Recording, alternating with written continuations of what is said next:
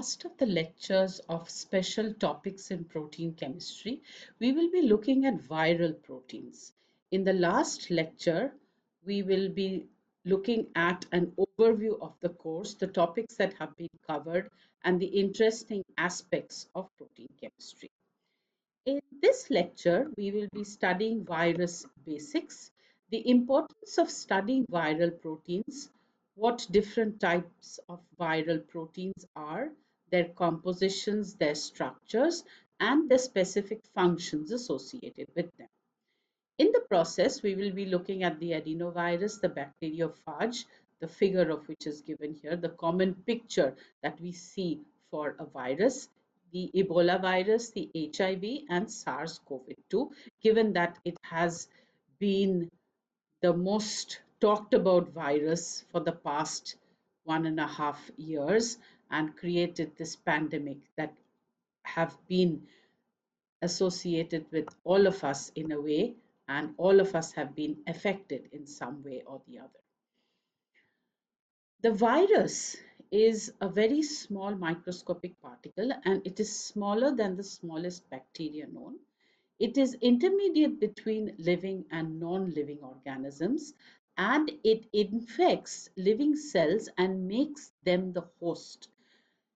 It does not have the capability to reproduce outside the host cell. So what it does, it hijacks the molecular machinery of the host and makes multiple copies of itself, thus creating a viral disease. These viruses can be either very complex in shape or simple in shape. However, they have a common motif.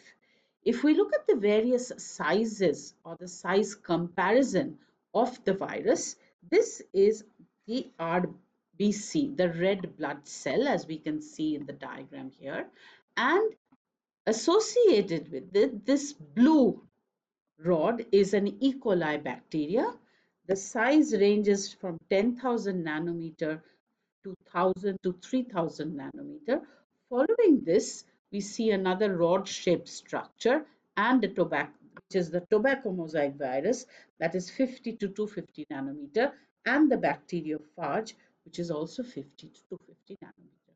So we look at these size ranges and we realize that these small particles, the viruses, can create a lot of havoc based on the way they take over the machinery of the host cells. The virus structure is common to all. There is a genome, a protective covering called the capsid, and a membrane. The genome is the genetic material, the DNA or the RNA, that encodes only a few proteins that are required for the replication of the virus. And the capsid is a protein coat that encloses the genome of the virus and protects it from nucleases that may be present in the host cell. The membrane, in this case, is made up of a lipid bilayer and has attached glycoproteins. There is a classification system based on the types of viruses, the genome content of the viruses, whether it's double-stranded DNA or single-stranded DNA, double-stranded RNA or single-stranded RNA, and so on and so forth. Now, when we look at viral proteins are the proteins that are generated by a virus.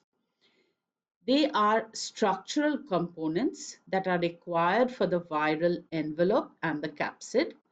The non-structural proteins and regulatory or accessory proteins can also be these viral proteins. Now, viruses do not code for many of their own viral proteins, as a result of which they have to use the machinery of the host cell to produce the viral proteins that are required for its own replication. To understand or to know about the viral proteins, we realize that these play crucial roles in the structural integrity as well as their functionality. They are involved in the recognition and infection of the host cell so that it can replicate the host cell machinery and produce copies of itself. So understanding the proteins involved is going to give a deeper insight, knowledge about their functionalities, and it can help us develop preventive measures and strategies to tackle them. The viral proteins are divided according to their functions. They can be classified as structural proteins, non-structural proteins, or what are called the NSPs, the regulatory proteins, or the accessory proteins. Examples of each of these proteins will now be discussed, and we will see how versatile they are in their activity, in their action, and in their function. The adenovirus is a medium-sized virus of the order of 90 to 100 nanometers. The specific features are that the complex protein icosahedral nucleocapsid surrounds the DNA, that is the genome of the adenovirus. It is not enveloped by a membrane, so we have the genome material covered by this capsid protein. This capsid protein has a 6 group of structure that has 6 units to it called the hexon, and there is also a fiber that is also a protein that is on the surface of the adenovirus. The icosahedral capsid is made up of this hexon protein, which is a trimer of identical proteins. There are 240 copies of such hexon trimers that are organized such that 12 lie on each of the 20 facets of the icosahedral capsid. Now there are 12 pentons, each made up of 5 protein chains that sit on the vertices. Then a long fiber with a knob formation at the end is extended from each vertex.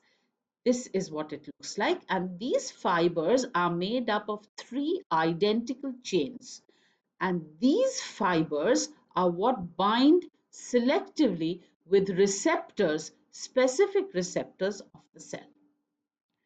So we have a top view of the knob end of the fibers, where we see 3 of the units here. There is 1, 2, and 3 of these units. If we look at their interaction now with a specific receptors, we see how they can specifically interact with the receptors. This is the top view of the knob end of the fiber. Similarly, we can look at its complex with CD46. So when we are looking at these receptor interactions, these are specific types of protein-protein interactions, specific recognition that occurs between the proteins. The bacteriophage is another of these virus that infects bacterial cells. This capsid is developed to find and infect bacterial cells only. The capsid is made up of 60 copies of proteins that form a spherical shell around the genome, in this case the DNA. So these are the capsid proteins that encompass the DNA present in the cell.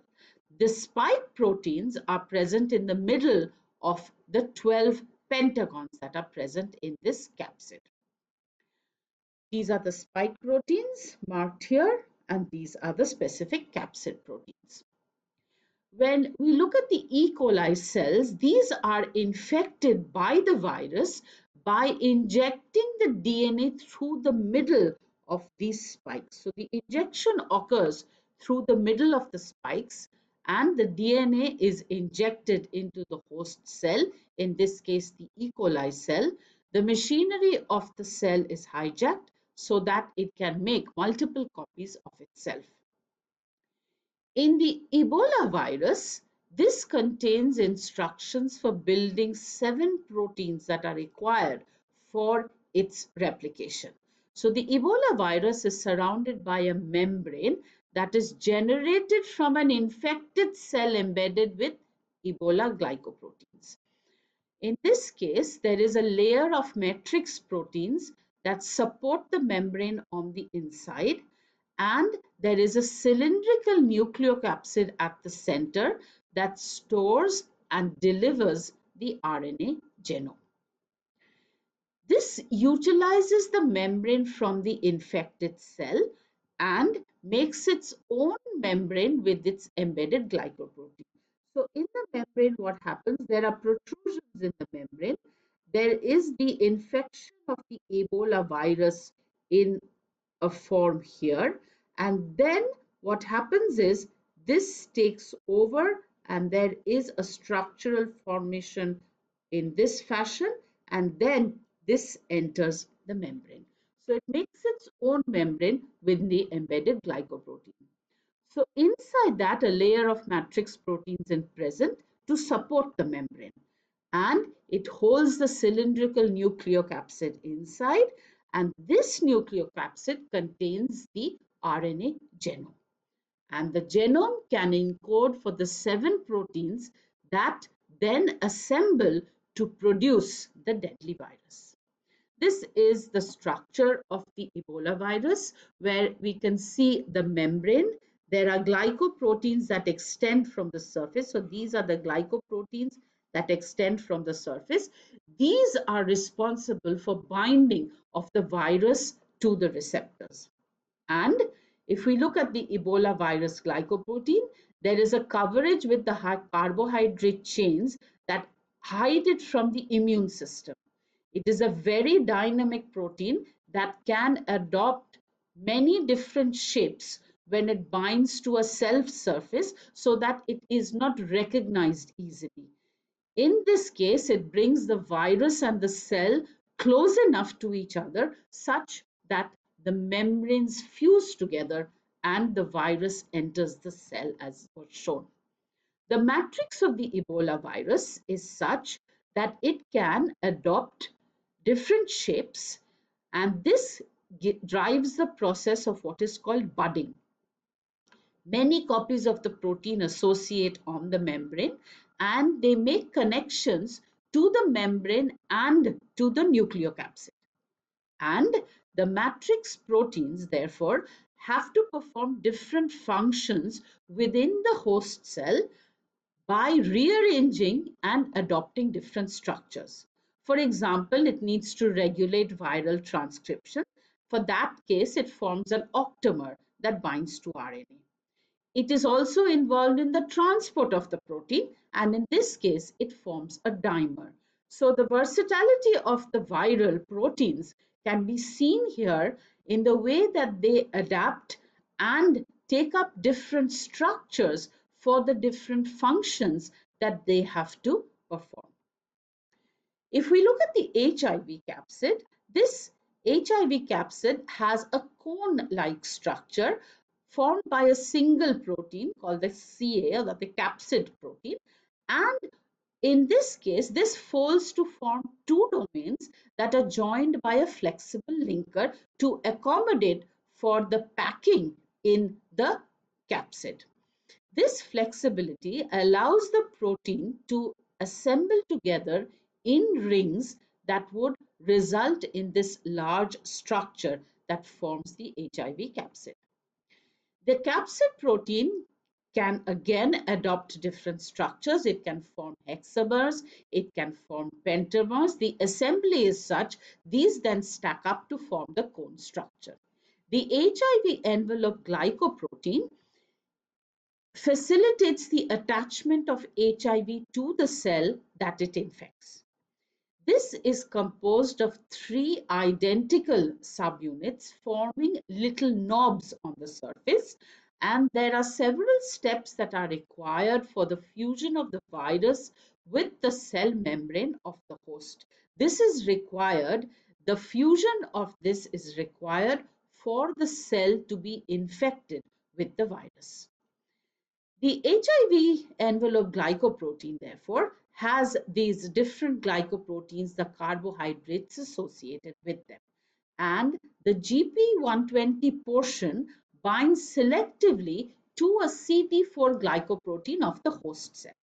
And The CD4 glycoprotein, that is the co-receptor, binds to this specific glycoprotein. So it is this interaction that allows the fusion and the infection to occur. In HIV reverse transcriptase, this is a retrovirus. That is, after infection, what it can do is it can make a DNA copy of its RNA genome that can be inserted into the host DNA. So this is an RNA protein, RNA genome that is present, but being a retrovirus, it makes a DNA copy of itself. So the normal cellular machineries of host cells are designed to make DNA from RNA, as we know from the central dogma of biology, DNA to RNA to protein. However, in this case, so we have, it is designed to make RNA from the DNA, which is the transcription process, but here it makes DNA copies from the DNA in a replication process.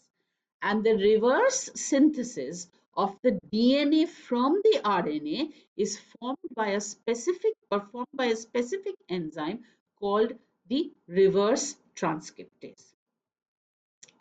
So in this case, there is a specific polymerase active site.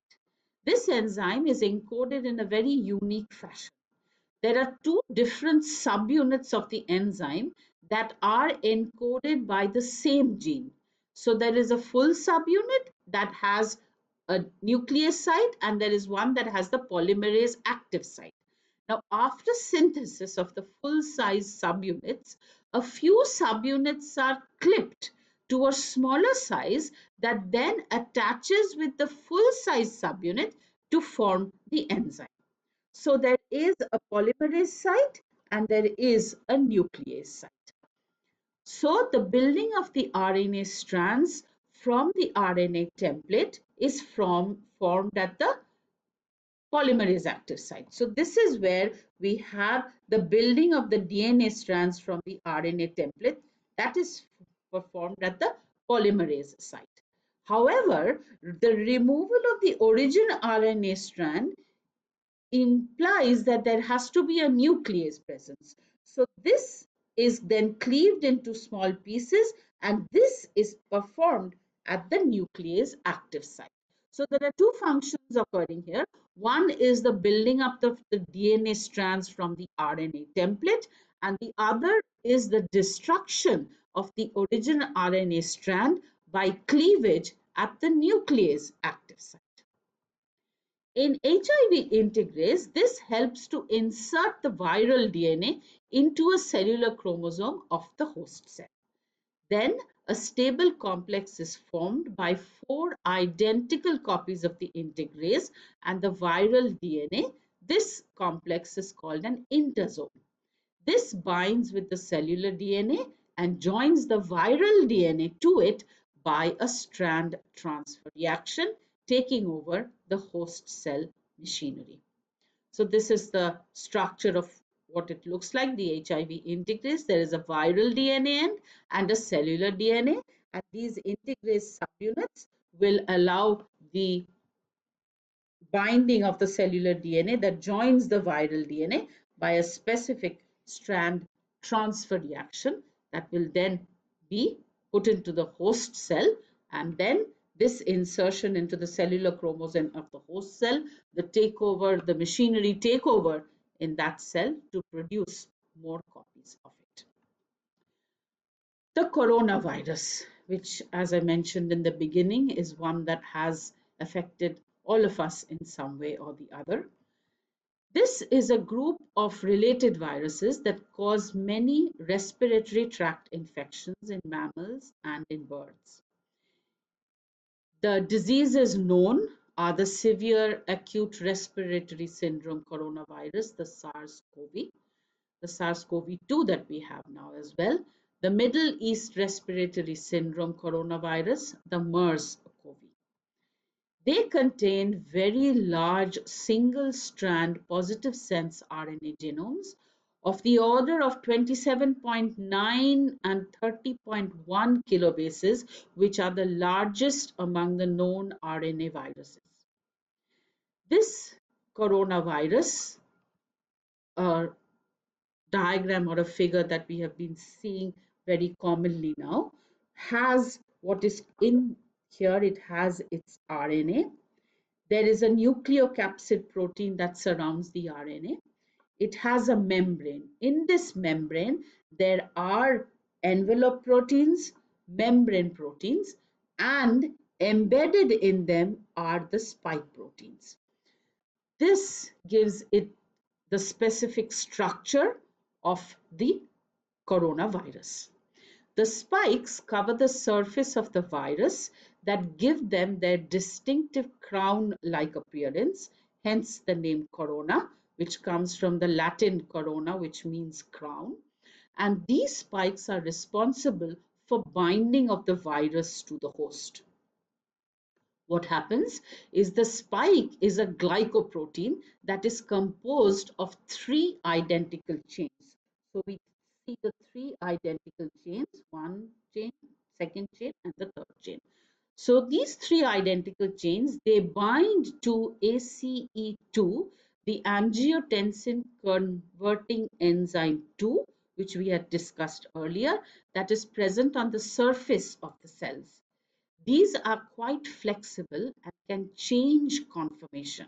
And what is required is one domain is extended, which is needed to bind with the receptor. So say we have a specific domain that is then ejected or extended to bind with the receptor.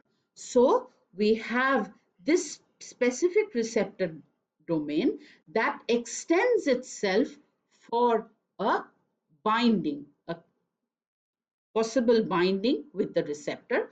So the ACE2, the angiotensin converting enzyme 2, activates angiotensin, as we know, a peptide hormone that is involved in the control of blood pressure.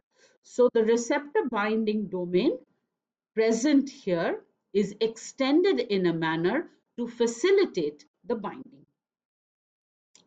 ACE2 is found in lung, heart, kidney, and intestinal cells, as a result of which it becomes an easy target for infection by the virus. So we have the receptor, we have the fragment that binds to the cellular receptor. And this S2 fragment directs fusion of the virus with the cell. The S1 fragment binds to the cellular receptor, and this is the receptor present on the cell membrane, providing an easy target for infection by the virus. The SARS-CoV-2 proteases, this genome of the virus directs the synthesis of the two long polyproteins. Now, these polyproteins are cut into functional proteins such as a replication transcription complex, which then make more RNA and other several structural proteins that can construct new virions. And these proteases play very essential roles in cutting the polyproteins so that their functional proteins can be created. The complexes required for the generation of more RNA can be created. Then this SARS-CoV-2 protease, the structure is a dimer that has two identical subunits, and together they form two active sites. And these, as I mentioned, have essential roles in cutting the polyproteins. The SARS-CoV-2 RNA-dependent RNA polymerase has what are called non-structural proteins. So we have the RNA associated with this. We have what are called the NSP, the non-structural proteins, 7, 8, and 12 in this case, where they associate to form this polymerase. So it is an RNA-dependent RNA polymerase, and the main polymerase is NSP12, and NSP7 and 8 keep the polymerase on track and copy portions of the RNA chain to facilitate this. This means that we now need to design or think of strategies to inhibit viral proteins. We have seen the way they act and the way they function. So there may be a possibility to inhibit their enzyme activities, inhibit the complex formation that is necessary for the action to occur of the virus, or block them entirely from binding or entering the host cell. This is where we can have a protein-protein interface for drug design, where we could have different subunits of the viral proteins that form the complexes to get to their functional forms. So we have the different subunits or the monomeric units that are required to form the functional protein. So there is an interface, a specific interface. And it could so happen that peptide sequences or specific drugs could be designed that target the interface, thus inhibiting the complex formation. For example, we saw in HIV reverse transcriptase, there were two functional units. One was the polymerase and one was the nuclease. If there are the building of the DNA strands we saw was made from the RNA template was performed at the polymerase active site, and the cleaving of the original RNA strand was there at the nuclease site. This means that we can develop drugs that can block the enzyme from working, either the polymerase activity or the nuclease activity. This particular drug binds on the reverse side of the enzyme and it blocks its action by changing the shape of the active site so that it can no longer bind the substrate. So we can have peptides that can inhibit viral entry. So studying the sequence involved in receptor binding and the mechanism of binding, peptide sequences can be developed to inhibit the receptor binding. The peptide sequence would be required to mimic the sequence that is actually involved in receptor binding, and then this can be used to stop viral entry. For example, enfuvirtide is a 36 amino acid peptide that has been developed as an HIV fusion inhibitor. Antibodies can also work in this fashion because glycoproteins are the major target for vaccines. We saw how the glycoproteins interacted with each other to form the complex or to facilitate the complex formation and then be attached or then attack the host cell. So because they are on the surface of the virus, they are accessible to the antibodies. So the antibodies become the first line of defense and they can bind with the viral glycoproteins, restricted them from binding with the receptor glycoproteins or in the membrane fusion that occurs. So if there we have a glycoprotein and the antibodies associated with them, there can be specific antibodies that are attached to the glycoproteins that can block the glycoproteins from binding with the receptors. Hemagglutinin is one such possibility where the influenza virus that binds to cells using hemagglutinin. The spike-shaped protein that extends from the surface of the virus then can have antibodies attached to it. So this is where we have the hemagglutinin and we have the antibodies that are attached to it. So the antibodies attached to this block it from attaching to the host cell surface.